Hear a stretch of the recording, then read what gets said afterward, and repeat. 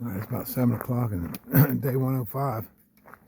Should be coming up on the halfway marker. I got about 7 miles to, I don't know, 7.5, close to 8, to get to Pine Grove Furnace. And I'm about out of water this morning because I did do a dry camp. I was going to push on to Tom's Run Shelter, and then after I found that perfect spot up there, it was a breeze, and I slept really good. Matter of fact, my leg feels really good. I slept good. I woke up early. I woke up at 4 o'clock in the morning and couldn't get back to sleep. And that didn't bother me because I already had plenty of sleep. Because I mean, I was probably asleep last night by 8 o'clock. So it's looking good. It's not a cool morning. It's going to be another hot day. It's supposed to be progressively hotter. So let's cruise on down. It should be pretty much downhill. It's going to be an easy hike. I'll get there before noon. So, and we'll check it out.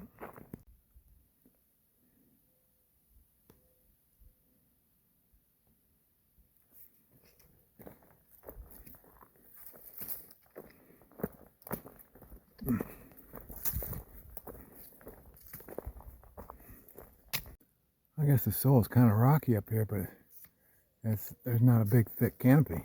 I don't know. See a lot of dead trees. It ain't forest fire dead either. Of course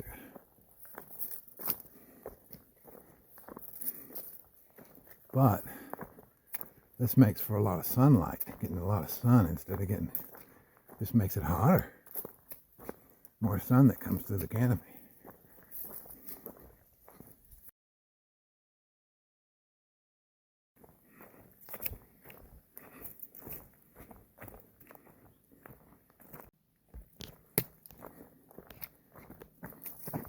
I know I'm around the midpoint area. I guess I must have walked right by the midpoint sign, I guess. You walk out here, you're looking at the roots and rocks at your feet and just going along. So I don't know, maybe I missed it. So I passed it.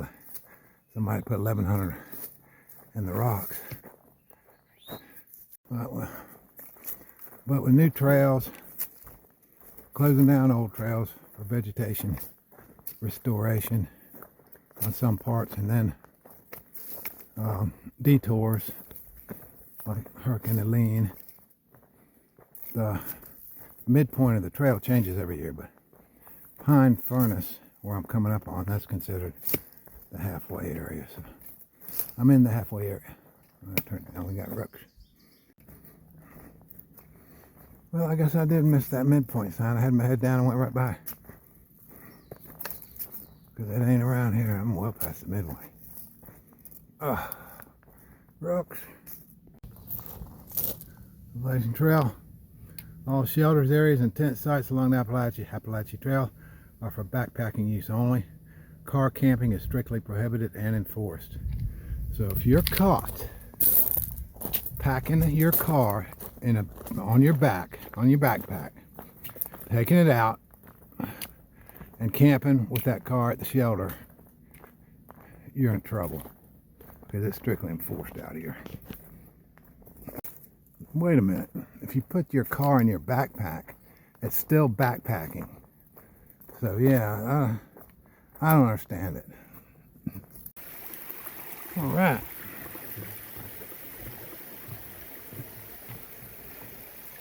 But look at this chunk of concrete here.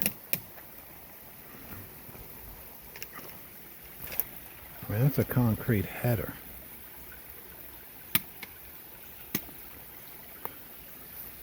Alright, I don't know why they didn't use it. Sure is. Kind of a mystery. Thought it might have been a roadbed at one time right here, maybe. But no. That's just a concrete header somebody hauled out here. Alrighty. Halfway. Finally. That's good.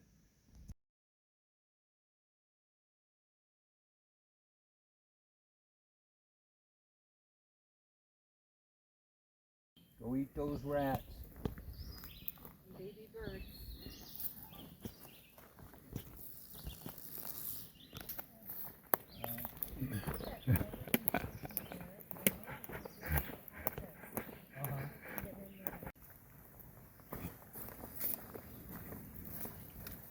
The guy in the last video, that was the hiking Rev.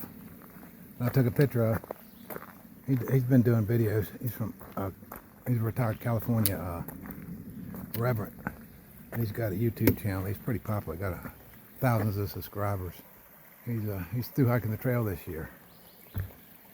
Said he started August 2nd. So he's in my thru hiker class. I told him I'm thinking about Delaware Water Gap. The more I think about it, the more I'm thinking I'm gonna need to flip flop. He done passed me up. Yep, alright. I think he's like 74 years old or something like that. He's older than I am. Hey man, get out of the trail. Get out of the trail, you slinky little thing. Go on, get out. Before I make a belt out of you. Go, get away. I don't. Go on. Go on. Go on. Get. He turned around looking at me. You little. Yeah. I don't like that. I don't even like when the black ones turn around and look at you like that. Alright. Mile and a half, I'll be to the halfway ice cream challenge. Alright, this is the AT. And these are seasonal cabins. We went by several of them. It's like the fourth one. Oh, there's a road down there.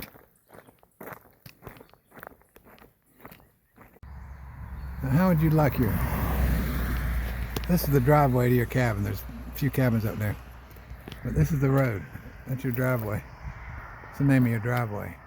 Appalachian Trail. That is cool. Yeah, that goes on up there. There's like 4 cabins up there. Nice cabins. I mean, ain't no telling how much they cost. Alright, we gotta go down here somehow. God, where do we walk?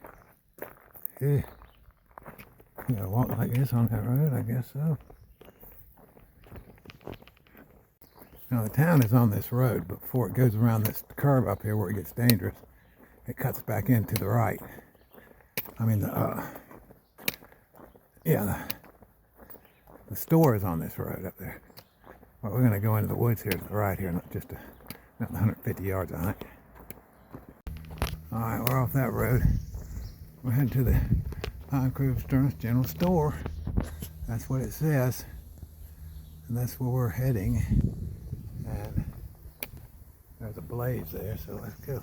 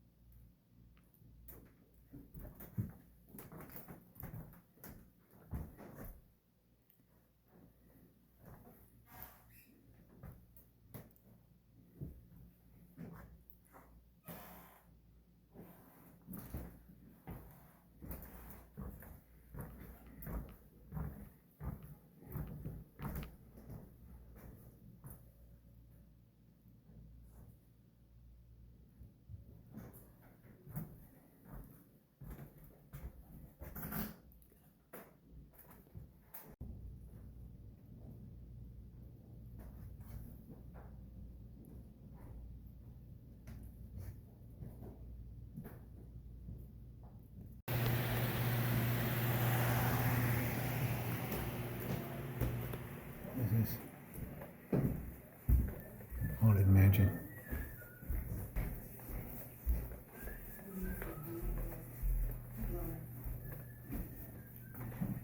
Right.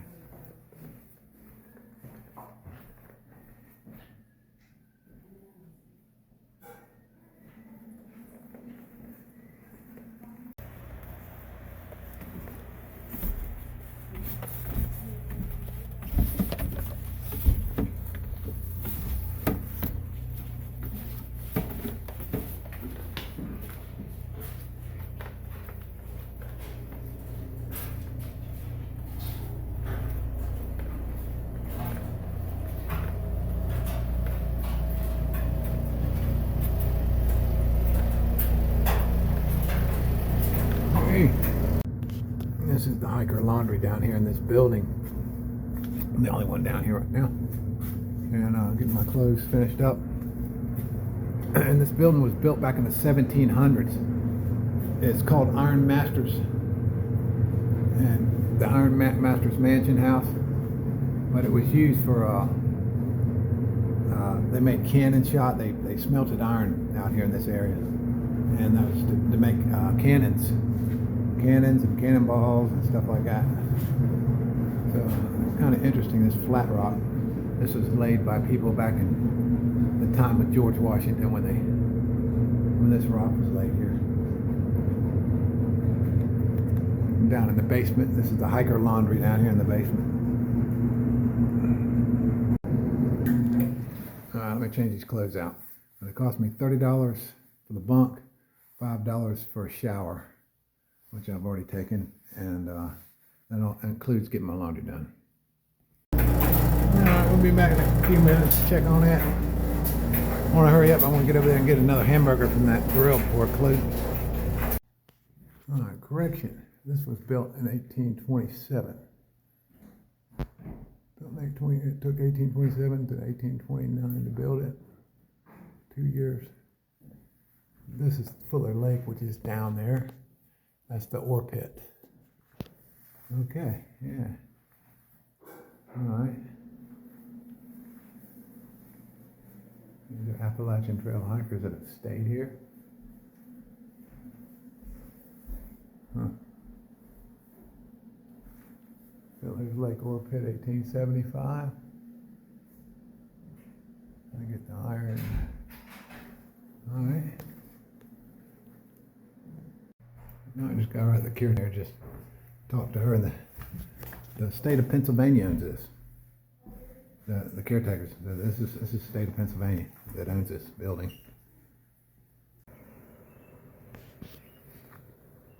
I'm going to film this state of Pennsylvania old Iron Masters mansion from the outside. And it's got some age to it.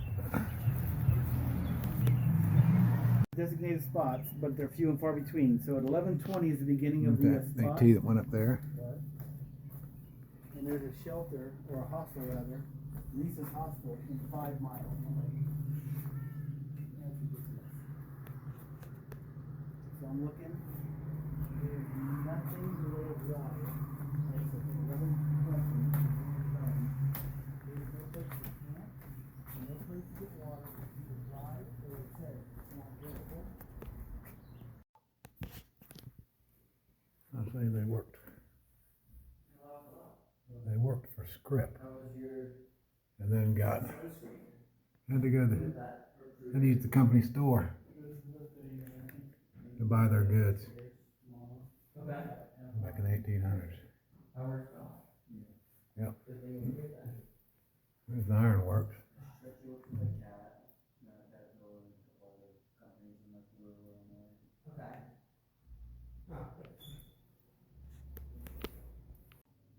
This must have been the main room for the, yeah.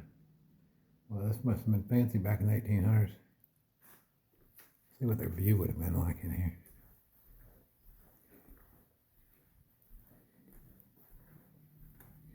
Oh yeah. This is the top floor, or the second floor. Yeah.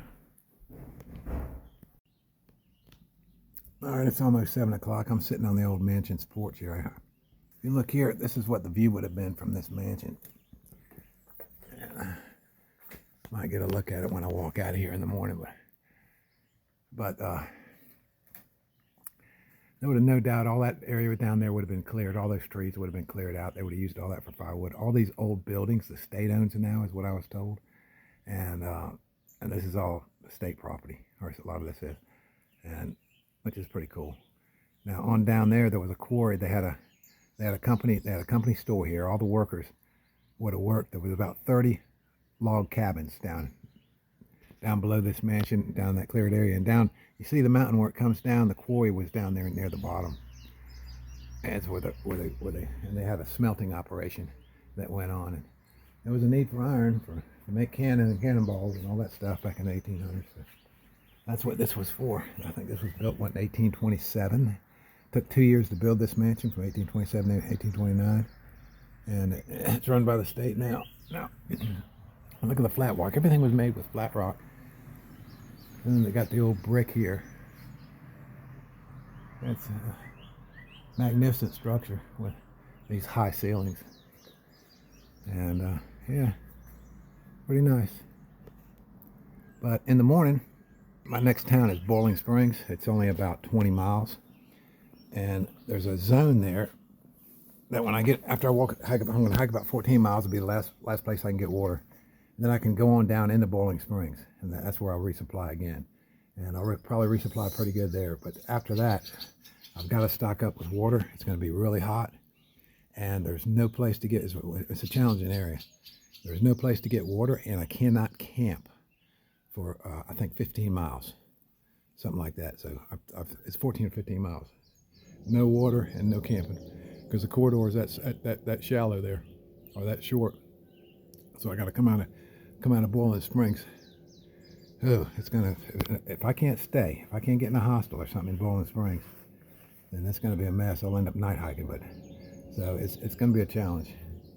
I'm gonna stop short of Boiling Springs, about probably about 6 miles, 5 or 6 miles, getting there early, and then figure it out. Resupply and then figure it out. If I can stay in Boiling Springs somewhere, that'd be good. But I got to come out of there with at least three liters of water. It's gonna be hot. So we'll see. I'm going to go ahead and wrap this video up. They do have Wi-Fi here in the mansion, and in this big hostel, and that'll work.